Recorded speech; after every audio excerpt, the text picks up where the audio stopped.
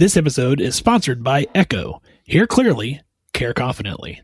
Learn more at echohealth.com. That's EKO health.com. And use code JSP for $50 off any stethoscope. Just Some Podcast Media. The thoughts and opinions on Just Some Podcast are of the hosts and guests and do not represent the views of organizations that employ them or they volunteer for. They are also not responsible for spontaneous black holes or nuclear wars that may occur. You have been warned.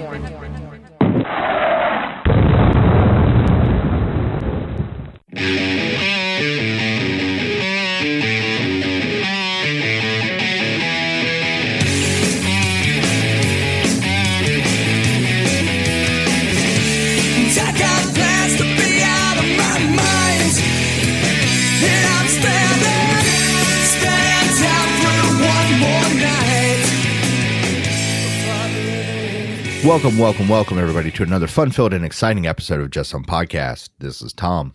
Hey, this is Ben, and Merry Christmas, Tom. Merry Christmas, Ben. How are things going? You got all your Christmas shopping done? Obviously, this is my Christmas Eve, so hopefully you're done. Yeah, I was going to say, it is December 22nd when we're recording this, so yes, I am in fact done now, which is a surprise to me and everybody else, but I don't know. It's been a good year so far. Work's been busy. We switched EMRs. That was fun, but honestly, it's been for the good, and everything other than the fact we're supposed to be getting this like once in a generation cold snap apparently tonight at midnight. Other than that, everything's going great. How are things down in your neck of the woods? Well, I have that once in a generation cold snap here currently. So, yeah, mine's coming in a couple hours. So yeah. So it was a frosty 0 degrees most of today with a negative 20 wind chill with several inches of snow. So it's been great. Oh, that sounds fantastic. But other than that, man, I'm excited for Christmas and getting to hang out with the family and some time off work, and hopefully people stay well. You know, I think we've starting to see a little decrease in flu cases here. You're getting time off? A couple of days here and there. I mean, you know, nothing big, but yeah. Oh, yeah, I bet you get paid and stuff too, don't you? Well, yes, I did negotiate pay into my contract. Yes. We forgot to cover that part in one of those episodes. Oh yeah, as a matter of fact, that was the first thing we talked about. Yeah, no, things are great. I'm not really a Christmas person, but this year I am excited, you know, enjoying things with the little guy. So looking forward to that. But I got to be honest, Ben, I am very ready for tonight's episode. I knew you would be. I knew this was one of your favorites, and this is going to be a fun one. I mean, it's Christmas, so of course we're going to have some fun. We are going to medically review the 2003 American Christmas comedy Elf, starring someone by the name of, little guy by the name of Will Ferrell. You may have heard of him. James Caan, Zoe Deschanel. Who's that guy? Ian Bergen, Ed Asner, Bob Newhart. I mean, just a couple people are in there. I mean, it grossed $220 million worldwide when it was released in 2003, but I mean, small movie. Small, almost independent, like you would say. Yeah, I mean, clearly. Yeah, so it's Christmas time. You know, when we do fun episodes, we like to have fun, and I can't think of anything that's more fun than the movie Elf. I mean, honestly, I could watch that movie in June. Like, I love the movie Elf. I like Will Ferrell in it. I think he did a great job acting it out. I like the story. It's a good movie. Before we jump into this, though, I'm gonna need you to give me your Norwal impression. All right, here we go. All right, hold on. I gotta moisten. Okay. Jesus Christ. I hope you find your dad, buddy.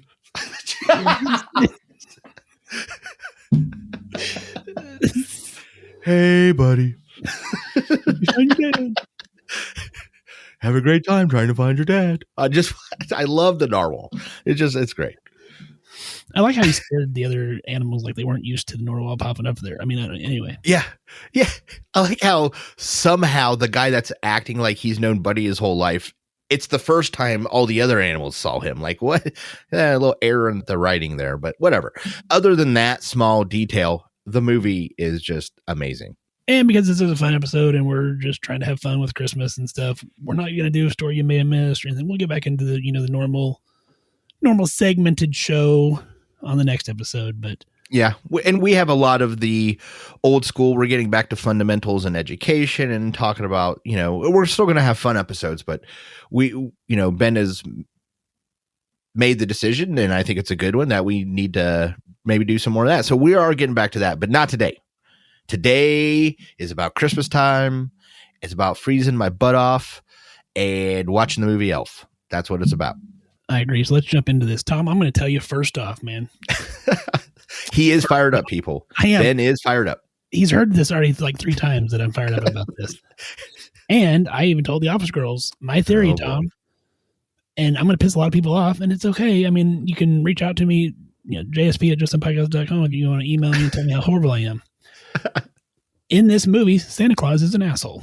While I respectfully disagree, Ben, I do think you make some very, very good points. So why don't you lay them out? Well, let's start at the beginning, and then as we get more into it, we'll circle back around to Santa being an asshole. But here's what I want to know, Tom. How does Santa not realize that there was a damn baby in his sack? You're telling me that a human child crawled into his sack and he didn't notice it for the rest of the room? Was it his last stop? No, clearly, I doubt it was his last stop. What I would say, though, is it's a magic sack, Ben. That thing is akin to something from like Harry Potter, right? Like, I mean, there's something magic about it because it could fit every present in the world in it. A baby, you can easily fit a baby into a magic sack. Okay, fine. Then, I'm not saying that. Well, hold on. I do want to point out, you do make a good point. Why was there no safety measures at any point? You're telling me they didn't think at any time an elf might accidentally fall into that thing? Elf, child size, so you're saying there's a complete lack of care for anybody's lives other than Santa's or Mrs. Claus at the North Pole. That's what I'm hearing, but that doesn't make you right, Ben. So I just wanted to point that out. I just now pictured the OSHA of North Pole. The elf falling into it. And then they have to go and erase the board that says, we've had so many days since this accident. 108,000 days, one sad elf slowly erasing it off. Looking at him, way to go, Ethan. You just had to fall in the magic sack. And now our perfect record is ruined. Okay, so the baby crawls out. Santa says, what in the Sam Hill is that? And the elves say, well, he must have climbed into, I'm quoting. When I made my notes, I quoted this. He must have climbed into the bag at the orphanage. The orphanage. So there's only one orphanage the Santa delivers to. I guess screw the rest of them other kids. Is that what you're telling me? That's what you're telling me. Okay. I would surmise that he does not go to the entire world in one trip, maybe in one night. Time zones, location, geography, he certainly can't hit everywhere at the same time, right? He's not omnipresent. So perhaps there was only one orphanage in the section he was currently being delivered to. You don't think that those elves don't know exactly what building is getting what toy? They all know. So you're telling me there's one orphanage in New York City? No, I said in that section. So what if he's in that section and they're like, he was in section 49? That's that orphanage. Yes, exactly. So I'm just saying that's a very realistic possibility. I'm not saying you're wrong. That does sound a little odd and, singular, but maybe there's a very good explanation for it. Okay. Lastly then. Okay. So we decided we're going to raise him on the North Pole. We're not going to take him back, which would be, I've never kidnapped a child, but I think my first thought's not going to be, well, hell, I guess I'm just going to raise him now. Because now I'm thinking, okay, this kid's got pictures on milk cartons while he's being raised at the North Pole. And I don't know, Tom. I've not kidnapped a child, and I've never had an orphanage. But I'm thinking it's got to look bad on the orphanage to lose a baby child. Yeah. Now I just imagine people outside crying, some parent going, I just wanted to adopt a baby, and the sad woman's locking the door. She's like, well, we have to close now. Oh, thanks Santa. Yeah. Look at that. You calamity in everyone's life now because you were too damn lazy to get back in your magic sleigh, which you do nothing in, by the way. The reindeer pull. You telling me you couldn't get your fat ass back in that sleigh? I like how I've converted you to the fact that Santa's an asshole. On this one, you do. You got me. There is no logic that you just explained that makes that go away. The only thing I can say is, didn't Papa Elf adopt Buddy? Yeah, because they decided they were going to raise him. Oh, so why would he take him out of his home, Ben? Oh. What we would call gaping hole in this theory just appeared. You're like, hey. By the way, for everybody listening, there was no rehearsal about anything for tonight, and you're going to hear that probably more than once. I don't buy it. I think this child was kidnapped, and that's basically an unsolved mystery. And if you like unsolved mysteries, make sure you check out other podcasts we'll continue to monitor. Shameless plug, and I love it, Ben. But I think reading these notes, mental trauma. All right, Ben, lay it on me. Lay on mental trauma that you find in Elf. Well, because think about it. So, I haven't been able to stop thinking about it since you said it earlier. This man is raised to think that he's an elf, and he's not. And then he overhears them saying, well, I hope he never catches on. Well, if he's not caught on that he's human yet, he's never going to. Okay. You have just shattered the entire psyche of what he knows. I mean, is this like the ultimate gaslighting? Like, did Papa Elf and Santa Claus just gaslight Buddy? I don't know. I mean, yeah, that's a good question. I mean, like, wow. It all starts coming back to him now that, oh, maybe I'm not actually an elf, because I don't fit in anything. Yeah, I'm 6'3". Yeah, so, he has a sinkable episode and he passes out and lands on the elf, which I think is hilarious, because the elf's under there like, oh, buddy, you got to think trauma. Yes. Trauma. Obviously. There.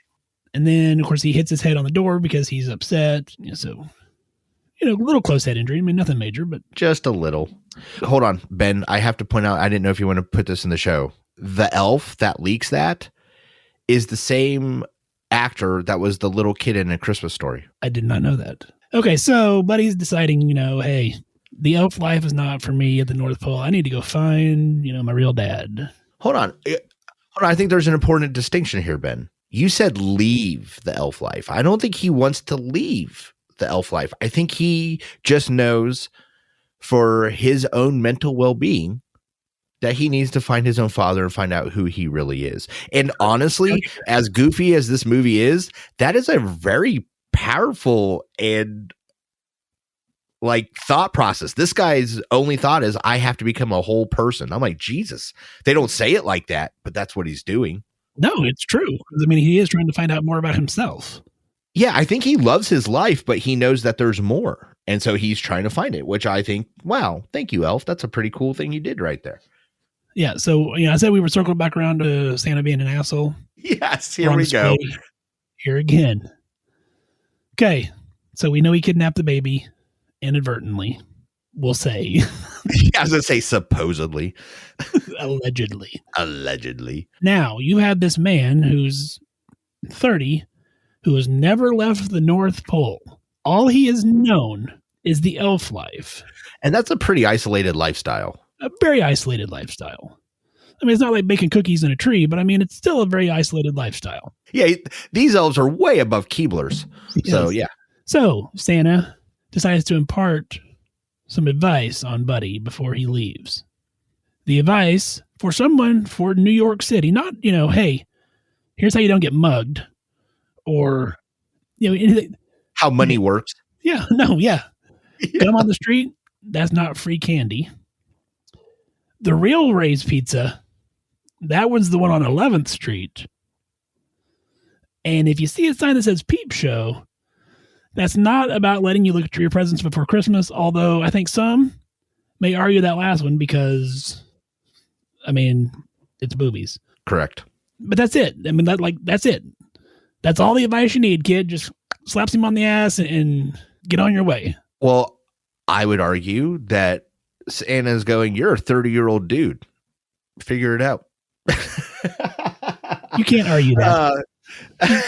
No, I reject that Okay, you should reject it because it's a piss poor argument. Because that's all I had. To be honest, I agree with you actually a lot on this because so first of all, he's never left the North Pole. Perhaps we should take a day or two and talk about, the world. That means he's never actually seen other human beings.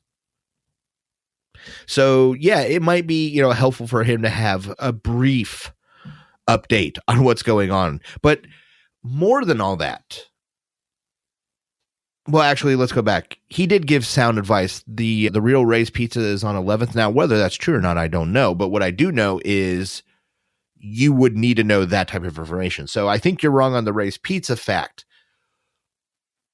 But the distance traveled, Ben, you brought this up and I was like, you got me. Santa has a magic sleigh, magic reindeer, or, it runs on Christmas spirit, and, that's or jet fuel. So we use the jet fuel. Okay. Yeah. Why didn't Santa give him a ride or offer him a ride to New York City?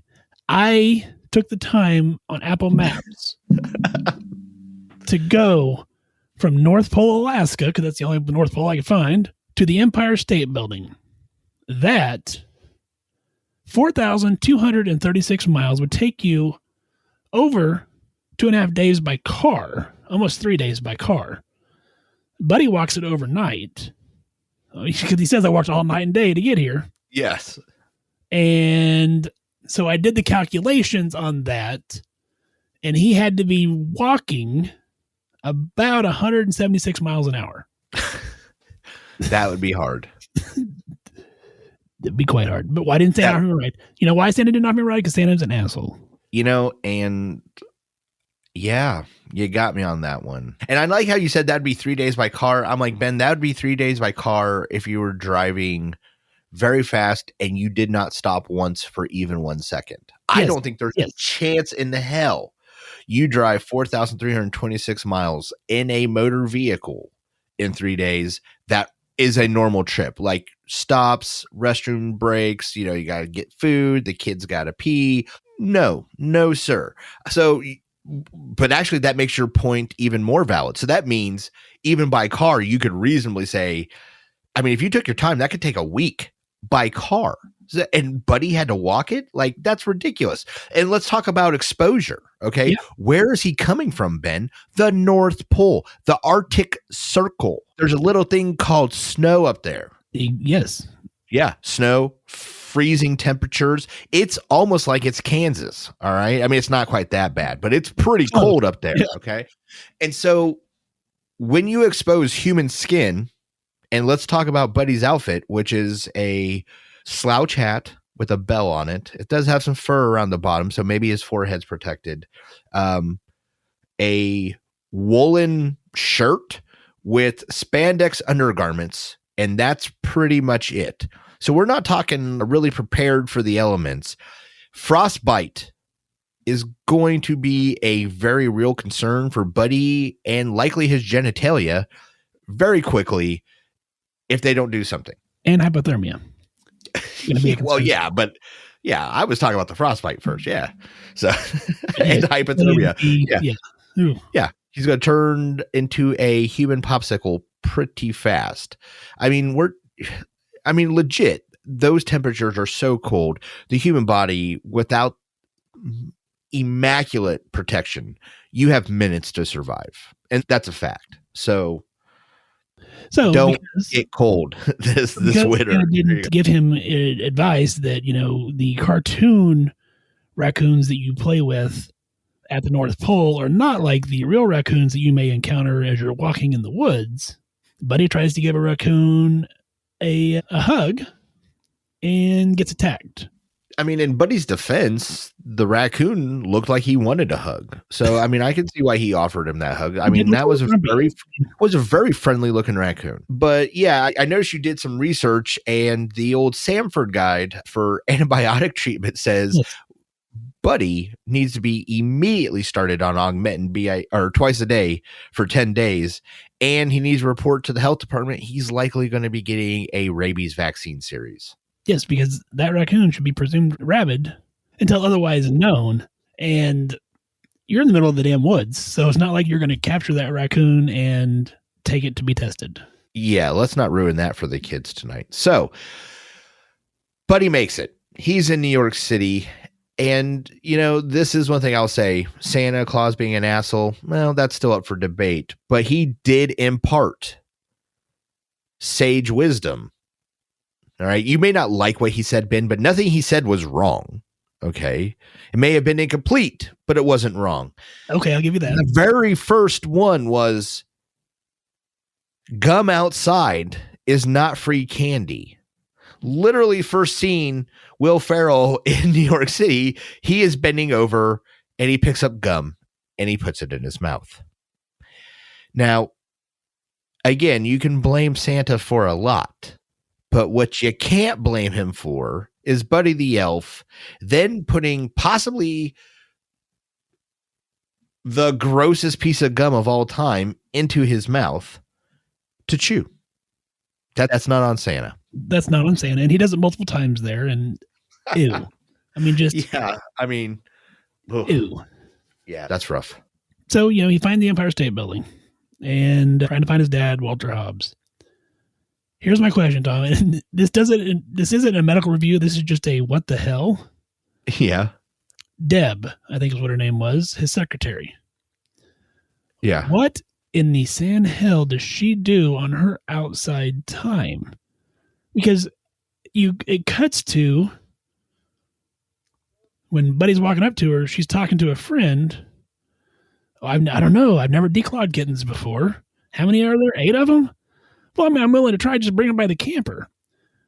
What in the BTK hell is this, Tom? Now, that's pure humor is what that is. Clearly, they would never condone, and I would never condone, senselessly just hurting kittens like that. Okay. That actress is from an improv group, I do believe. That's real. I can't think of her name, but I think she was like in Kids in the Hall and stuff like that. And so she likely was just spitting things out. Yeah. What is the most absurd thing I can say right now? And you just go where it goes.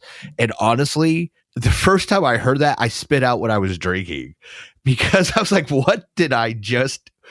Because when you step back and you think about that sentence, you don't even need to hear the other half of the conversation really for that to be an amazing sentence. I've never declawed kids before. How many are there? 8? ? Well, I'm up for trying anything. Just bring them by the camper. I mean, there's so much to unpack. Never mind the fact, why do they need them declawed? Why are there 8 of them? And why is she in a camper in New York City? Like, there's a bunch of things going wrong. I'm telling with you. That sense. But it was seriously, if you think about how absurd that thought is, it really will make you like laugh out loud. As I'm doing the whole time you're talking. Yes, I know. I'm telling you. Oh my gosh. But back to medicine. So we got an MVA, Ben. Yep. Taxi versus pedestrian. Yeah, that's a bad outcome. So in real life, I will tell you from ER experience, and this is for the listeners. Obviously, Ben knows. Ben worked in the same ER I worked in for a while. So when you hear the alarms go off, and most ERs, I don't want to say all of them, but a lot of them will have, or used to have, like some type of scanner. We could monitor radio traffic, stuff like that. When you hear the alert tones, you're like, okay. And you hear them dispatch EMS, you're like, okay, you know where they're probably coming. You don't want to hear certain things. And I'll be real honest, pedestrian versus vehicle is not what, is definitely one of those things you don't want to hear because there's no real good outcome. Like there's no situation where a 3,000 pound vehicle moving at any speed, colliding with anything that's made out of skin is going to equal a real good, situation. But luckily it's Buddy and and it's a funny movie. So, but one of the more common things like you would want to get checked out with, and in this case, it's funny. It's a movie. It was a low speed impact, but in real life, one of the main reasons you definitely want to go to an ER and get checked out is internal damage. Like you may got hit by the car. You might have bounced off. You might stand right up and go, well, geez, I don't feel bad at all. I don't feel like I hurt. It really wasn't that big of an impact. I'm good to go about my day. What you may have though is a spleen laceration, What you may have is a bleed inside your skull. So it is very imperative, if you are ever in any of those types of situations, please let a medical professional check you out. Don't just assume because you feel good that minute that something with that much kinetic energy hitting you isn't going to cause damage. It's going to cause damage. So he walks in, because the security that throws him out of the Empire State Building says, go back to Gimbals, which, because they have a big toy store. So he gets to Gimbals and walking to the perfume section, and she's like, fruit spray? He's like, yes, I would absolutely love some. And, he's spraying it in his mouth, and of course it tastes horrible. Yeah, because he's from the North Pole, as Ben pointed out. He doesn't know what the hell perfume is or what a fruit spray is. Yeah, he heard fruit and thought, okay, this has got to be something good. Did not taste good, apparently. But I did look up the ICD-10 code for ingestion of perfume, which is T50.9018, just in case you ever need it out there. So it fascinates me both, one, that you looked that up, and two, that it exists. Okay, so let's be fair. The ICD-10 codes never cease to amaze me. It doesn't happen often, but every once in a while, I find when I'm just like, what happened that they needed to invent an entire ICD code for this? And I don't think it's actually just perfume. I think it's like ingestion of chemical agents. I see. That would make more sense when they have those. But I guarantee you there's a subsection for like body odor emitting substance or something. It's going to be perfume related. I guarantee it. But Buddy is Buddy's hanging out. Buddy doesn't have anywhere else to go. So he's been hanging out at the old Gimbal store because A, he doesn't have anywhere else to go, and B, that's where he was told to go. He's pretty simple-minded at this point. He's pretty much naive. He thinks he's allowed to stay at Gimbals. And Santa's coming the next day. Yes, and Santa's is coming the next day. So he's very excited. There's a lot of screaming. That's pretty hilarious also. What Buddy doesn't know is that one of his coworkers has been living kind of out of one of the locker rooms that they have in the building for employees in the changing room. And he just hears singing and decides he's going to join in. And so he does. And of course it, spooks her as she's not anticipating a grown man in an elf costume standing outside the shower. Nor would you want to. I mean, that sentence is terrifying outside of this movie. And, she screams, get out of here. Or, don't look at me and get out of here type thing. So Buddy being Buddy covers his eyes, takes off running and slams into the lockers, which I watched this movie multiple times and I still laugh every single time I see that. It is it's pure physical comedy at its peak. It is, but now we're talking about a person who just ran face first at full speed into a very, very hard object. So let's talk about that for a brief second. If you were to get a patient in a similar situation like this, clearly we're going to be doing some head and neck CTs. Okay. We got to start looking for head injury, facial injury, cervical spinal injury. Never mind the fact that he could have an eye injury. That's not going to be picked up on CT. So you're going to want to do some vision testing, or you're going to want to make sure he's not having any change in his vision. But on top of all that, he's going to be in some pain. So now we're talking possible concussion, possible minor whiplash. This is a patient that you should be treating with some pretty good NSAID and possibly some minor use of a muscle relaxer. Keep that type of medication in mind when you think about muscle injury, both as a patient. Don't expect, like, oh my God, they're going to give me everything under the sun. But that's a very realistic treatment option for somebody in that type of injury or with that type of injury mechanism. And if he was 20 or 30 years older, you could be concerned about a LaForte fracture. So I'm going to work that as many times as I can.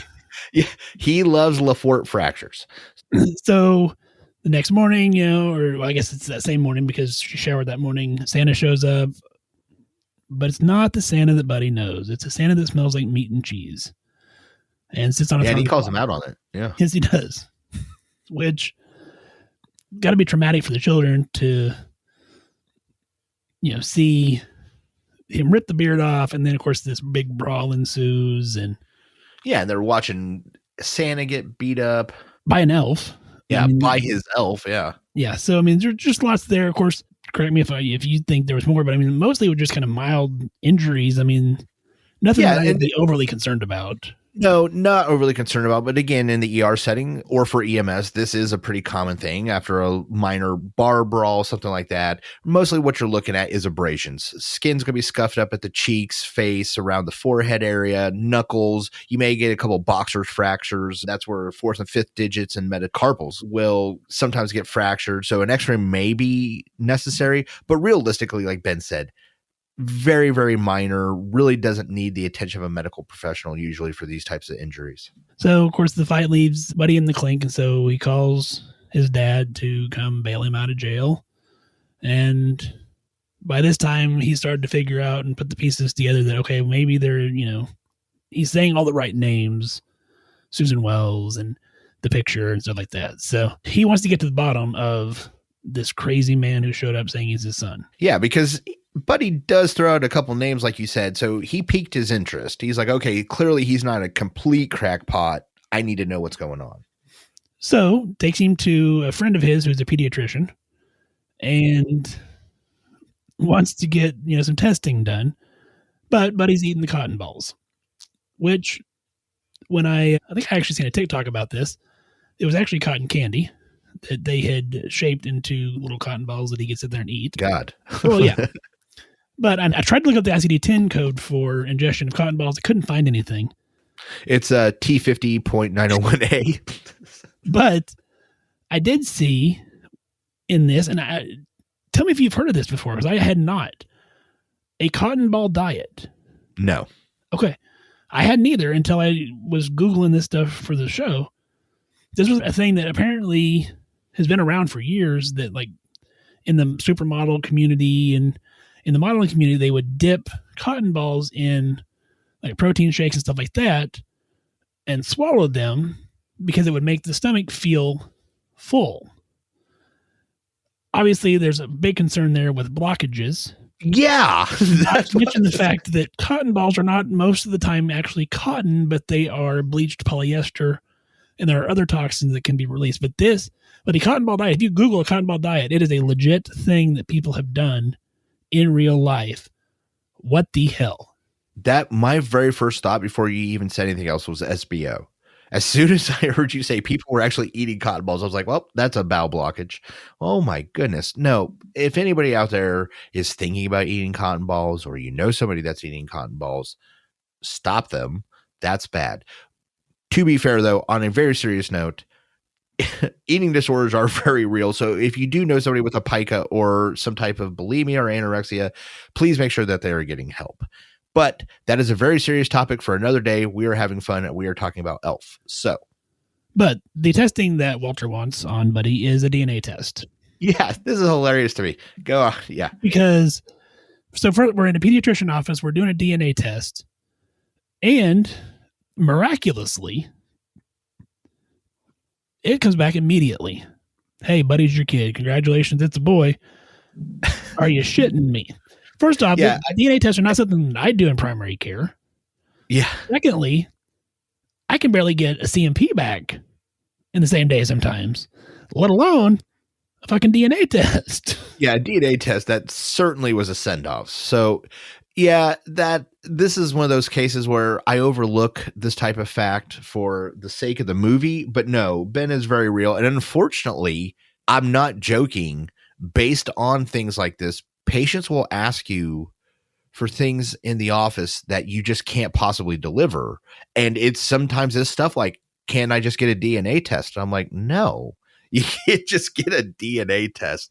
Like, and I can't even try to imagine the cost, because there's almost no chance in primary care we're going to get something like that covered. No, but I do think so. The out-of-pocket cost has got to be a lot. I think you can get them over the counter like Walgreens though, for like $99, I think. But I think in this case, we're also talking 2003 in a doctor's office. I'm like, nah, bruh, that's going to be a 4-digit test. Like that ain't no $99 Walgreens. Yeah. That dude is paying out the butt. So it's going to be very expensive, but it's also not realistic. And that's what I was getting at. And I don't like it. In this movie, it was meant to be funny and it was meant to move the story along. But unfortunately, sometimes people see this stuff and they think in real life, oh, we can do that stuff. We cannot do that. So please don't ask. It ain't going to happen. So Walter takes him home because he's trying to acclimate him to, dropping this elf facade and moving on with his life. And this is where you learn more about what it's like to be an elf. They like sugar a lot. They like sugar. Their GI tracts are apparently immune to it. So he downs a 2 liter of Coke, which is impressive in and of itself because of the carbonation. Yeah. Oh, and let's say this. I would bet money. Let me not say that out loud. I would bet something probably that Will Ferrell actually did that. I bet Will Ferrell literally said, let's go, boys. I could chug a 2 liter. And bam, did it. So if nothing else, I laughed because Buddy did it. And then after the movie, I thought, oh my God, Will Ferrell really drank a whole 2 liter of Coke on screen. That had to have been hilarious to watch him do that in real life. 790 calories in that 2 liter. That's a lot of calories. Coca-Cola, yes. And then we learn about the 4 main food groups for elves. Candy. Yeah. Candy canes, candy corns. And syrup. Yeah, I love the syrup at the end because everything else has got that, candy canes, candy corns, syrup. I'm like, bam, man. And just pure sugar. We all know what syrup is. It's the one good thing out of Vermont, New Hampshire, and Canada, maple syrup. And you know what? I like it. So yeah, keep sending it this way. That's another reason I think I get along with Buddy so well, Ben. We have similar food taste. But if that was truly the substance of your Wilford Brimley would like to talk to you about diabetes. Yeah. So damn. Yeah. While elves may have pancreas, whatever the multiple of everybody having a pancreas would be, an elf pancreas may be made out of tungsten, but humans are not. That much sugar for any sustained amount of time, you are looking at a lot of problems, not the least of which, as Ben has said, is diabetes. Type 2, that is going to be very hard to control. And then a slew of other issues. And honestly, one of the things that people don't think about when they're consuming that much sugar, yeast infections, both, urinary tract infections, yeast infections in your skin. Your body does not like that much sugar. Be prepared to pay the price. Not to mention weight gain. I mean, there should be no reason that Buddy doesn't weigh 600 pounds. Well, again, apparently it's magic. Well, he's not an elf, but he also only gets 45 minutes of sleep. So his metabolism must be somehow tuned to not need metabolic functions. I don't know. Now you're making me question a lot of things about this movie I don't want to think about, Ben. So let's just move on to the next thing. Come on, let's go. You're making me think too much about this. So he gets into the snowball fight with his brother and the kids, which is hilarious, because he built all these snowballs and has got some deadly accuracy. Yes. At a high rate of speed. Yeah. Nothing that would be injury. I mean, unless I guess you had rocks in the snowballs or if you had them, soaked in water and made ice balls. I mean, mostly just look like, good old fashioned fun. Well, it did look like fun, except for a couple of those kids caught the high inside fastball Buddy was throwing to the face. So again, we talked about this earlier, but this would be more akin to the fight, some small abrasions, maybe some ice damage, or not ice damage, but the ice could cause small lacerations and abrasions in the skin. So you would watch for stuff like that. Also, LaFort fracture. Do what? LaFort fracture? I was going to say, if they had put something like a rock or something, what if he just grabbed a bunch of snow and he didn't realize there was a stick in it? What if there was a heavier object?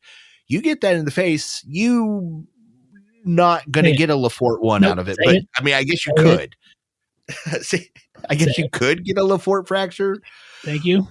I don't know how though. So that's a trauma, buddy. Trauma. So, moving on in the movie, there's really, as far as medically, there's not a whole lot going on. They decide they're going to set up a tree. Buddy and his brother decide they're going to set up a tree, unbeknownst to his father and stepmother, I guess. Yeah, kind of. Whatever she would be. Yeah. Yeah, stepmother. Yeah. So they, they dig up this huge tree and bring it into the yard or into the house, which almost reminded me of the Clark Griswold type thing. Yeah. And a lot of sap. A lot of sap here. A lot of sap. Well, how are you get the tree on or the star on top? But he's like, oh, don't worry, I got it. and jumps off the couch and flings himself into the tree to try to climb the tree to put the star on top, and the tree falls over on him. Again, trauma. Yeah, so but it's a pretty short fall. I mean, so one of the things, again, in the ER that you would want to ask is, so how did this happen? They're going to explain when the nurse is done laughing. What they're going to assess is how far did he fall? All right. So that's one of the first parts of that equation we're going to want to know. So if he fell from standing height, that's one. But what if he fell from 4 feet in the air? Well, now we need to start considering, did he land on something? Did he have a loss of consciousness?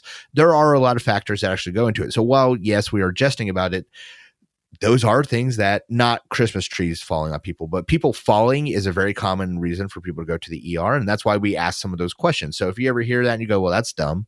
Why do they need to know how high up the staircase he was? It's because we want to know how many stairs he fell down. So in this case, they would say, how high up in the tree was Buddy when he fell off, and they'd, treat him appropriate from there. And the tree fell on him, so you could see potential crush injuries as well. Although it's a pretty small tree for a crush injury. I mean, I'm just saying that's about as likely as the LaForte.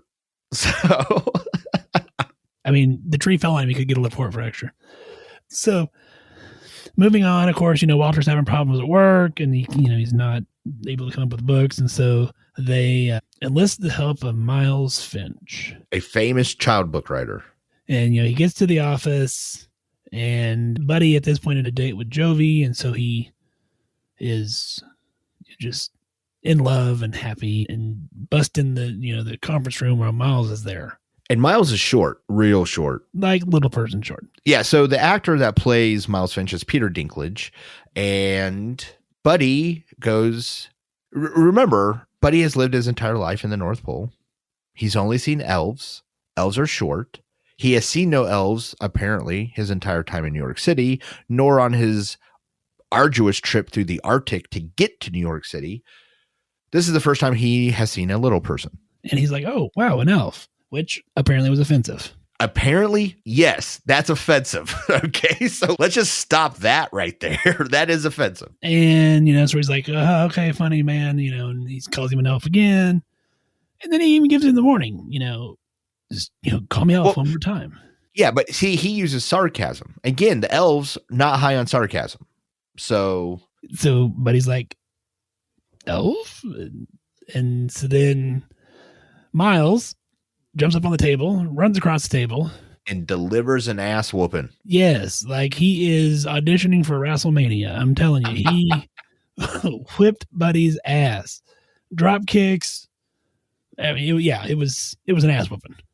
It's funny because that Buddy is being innocent, but he also is doing something is going to get him an ass whooping. So that's why I thought that scene was uber funny to me, because you were looking at it from both angles. You knew why it was pissing off Peter Dinklage, but you also knew why Buddy was saying it. And that just makes it's perfect. That's one of the reasons this movie is damn near perfect, Ben. I don't disagree. And medically, honestly, there wasn't a whole lot after that. He, Santa lands in Central Park because the rocket broke and Buddy's trying to fix it for him. But the other part that I wanted to bring up, Tom, the Central Park Rangers, they do allude to them as this nefarious force that is shadowy, and they're just known in New York City. And I'm like, whoa, God.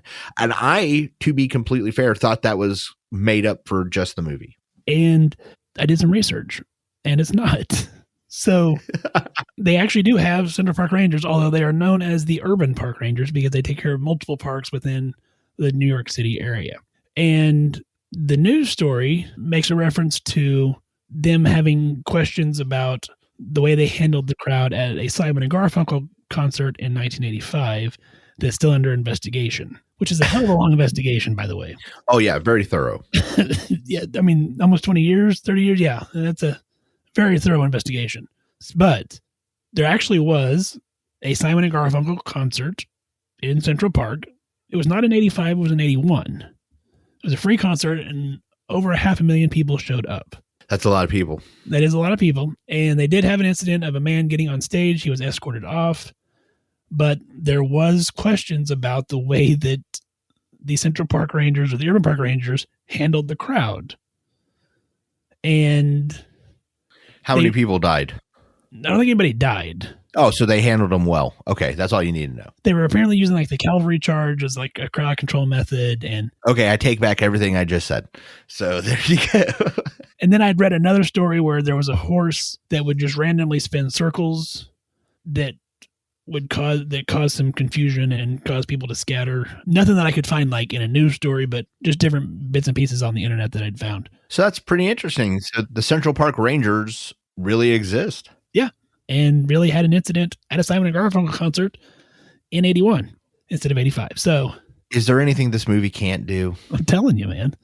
And so, as we're wrapping up here, I have, kind of busted balls on this movie all the way through this episode. I still stick by the fact that Santa's an asshole. But you make some very, very good points. What I do truly, truly love about this movie, and I do love this movie, I think it's a wonderful movie, is as a parent, you see the toddler-like wonder that Buddy has about everything. And it's the fruit spray. Like you could see it. You could see your child. Oh, fruit spray. That sounds good. Doing that. Or the part where he's in the locker room and Joby confronts him afterwards and says, why are we in the locker room? Well, I was showering. And he's like, well, it's because you were singing. And she's like, you sure it wasn't because I was naked? Well, I didn't know you were naked. Totally like a child. I mean, you could hear your own child, like that wonderment is just, he plays it so perfectly. The movie is great, but Will Ferrell makes that movie. All right.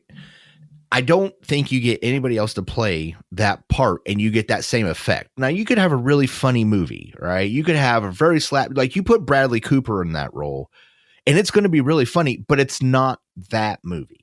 It's not the movie you just described. It's not the movie of wild or, childlike enjoyment in everything he sees. All right. And that's nothing against Bradley Cooper. It's just saying that's Will Ferrell. Will Ferrell brought that character out. And the even worse part is even if there was another person that would have been great, you can't unsee it. Once you see Will Ferrell play Buddy the Elf, Will Ferrell is Buddy the Elf to you. He's I'm going to say the word iconic, but I don't mean in stature, but I mean in uniqueness. Like nobody else is going to be able to play that part now. Yeah. And not be the Will Ferrell, you didn't play like Will Ferrell. Like that's just how it's going to be. You've seen several Jokers and we all thought all of them were great, but you couldn't do that now with Buddy the Elf and try and get the same movie. You couldn't get that same childlike love of everything. I really think that Will went out of his way to do it and he nailed it. Yeah. I mean, and like I said, you could just tell it in his voice, like I said, when she confronted him about, was it because I was naked, and he's like, well, I didn't know you were naked. Like I said, you can hear, like I said, I could hear my kids saying that. Yeah. Yeah. No, I was going to say it was like seeing a 30-year-old kid. Yeah. Yeah. And he played it perfectly. I mean, it truly is a wonderful movie. I love this movie. Not my favorite, of course, we've already covered, which is Christmas Vacation, but a close second. I'm not the biggest Christmas fan in the world, but this is truly like one of my favorite movies. And it does make me happy to watch it around Christmas time. So, I mean, I guess if anything puts me kind of in the Christmas spirit, it's movies like Die Hard and Elf. Hope you find your dad, buddy. Hope you find your dad, buddy. So, on that note, swirly, twirly gumdrops. Yeah. There you go. On that note, we are, this should come out right around Christmas Eve, Christmas Day. We hope that you're getting to enjoy some time with your family and your friends and just enjoy each other. But make sure that you wash your hands, wear your mask if you need to. Take care of yourselves and each other. Yes. And please, everybody, this season, stay safe out there. Hope you find your dad. Hope you find your dad, buddy. Practice swearing just to pass the time. Lately I see why I am alone. I caught some road rage and I thought of you. And all the many times